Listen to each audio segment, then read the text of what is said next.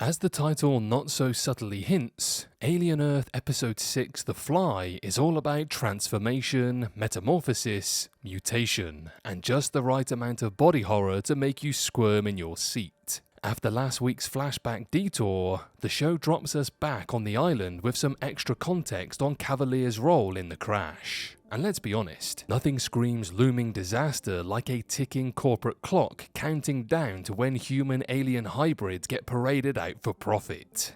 The kicker? These kids might be strong, fast, and terrifyingly cool, but they're still man-made, and that means they break. Quick pause though, if you haven't already, please smash that subscribe button, toss us a like, leave a comment, now's the time, and hey, if you really want to go the extra mile, channel memberships unlock exclusive content that really help us out. Alright, commercial break over, let's get back to the carnage. So, episode 6 is basically a chain reaction of mistakes, and the fuse is burning fast.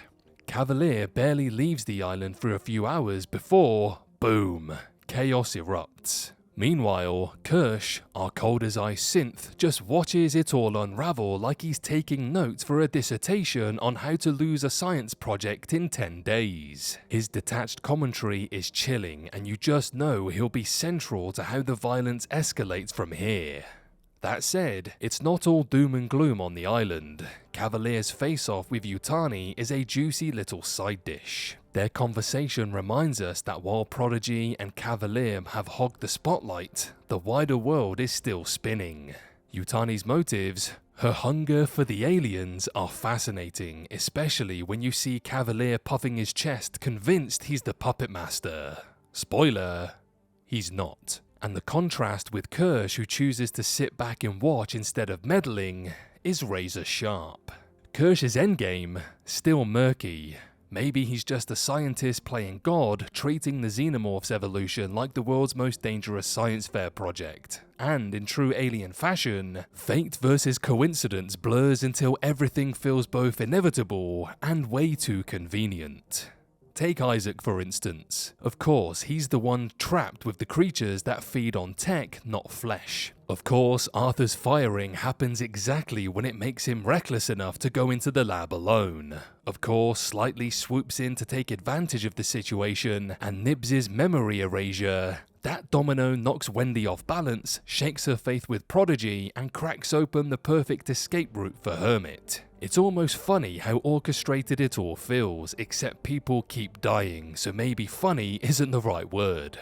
And speaking of dying, poor Isaac. Watching him go down is brutal, same for the grotesque eyeball creature just waiting its turn. But that's the beauty of Alien Earth. It knows when to disgust us, when to punch us in the gut emotionally, and when to lay the groundwork for the bigger nightmare waiting ahead. Hermit thinks he's found a way out, boat coat in hand, but Wendy is not so easily swayed. She's too entangled with the xenomorphs, with every living thing really, and that's dangerous. She's the only one proven capable of killing an adult xeno, but empathy is a double-edged blade. Hermit's naivety and Wendy's compassion are on a collision course, and something's going to shatter.